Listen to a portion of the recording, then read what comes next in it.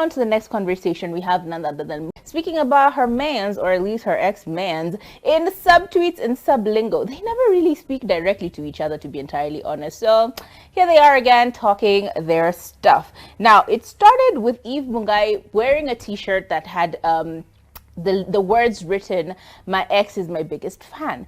And this started propelling a lot of conversations with netizens saying things like, oh, is she talking about her ex Trevor? Why is she still so hung up on Trevor? Is Trevor going to respond? And so on and so forth. However, in another very unrelated but completely related story, Trevor decided to post his opinion with regard to social media influencers, specifically female social media influencers, where he said it is concerning that many Kenyan female influencers are predominantly focused on creating sexual content. I repeat, sexual content for their social media platforms, as it can overshadow their potential to contribute positively to a broader discussion and impact society, which I believe is an opinion, and true to it. You've seen a lot of people who become great social media influencers are technically people who tend to showcase a little bit of their body here and there, but at the same time, that is his opinion.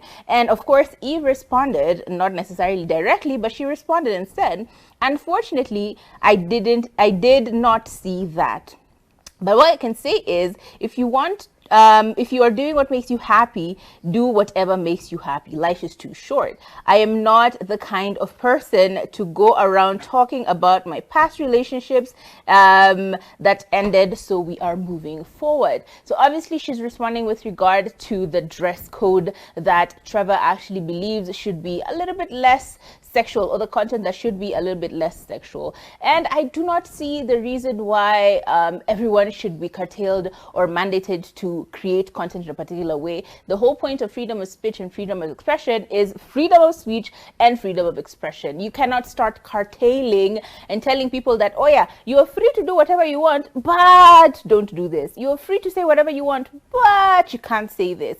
That completely goes against the statement freedom, because freedom is supposed to be freedom. You're supposed to do whatever the hell you want to do, wear whatever the hell you want to wear, create whatever kind of content you want to create, because it is your life and it is your social media. And if people keep gravitating towards it, then clearly you have a demographic that cares for whatever the kind of content you're posting. So entirely honestly, I don't think Trevor is very wrong in saying what he said, but at the same time, I still don't disagree with Eve Mungai, because honestly, yeah, people are free to do whatever they want to do. Now, here is the bigger question.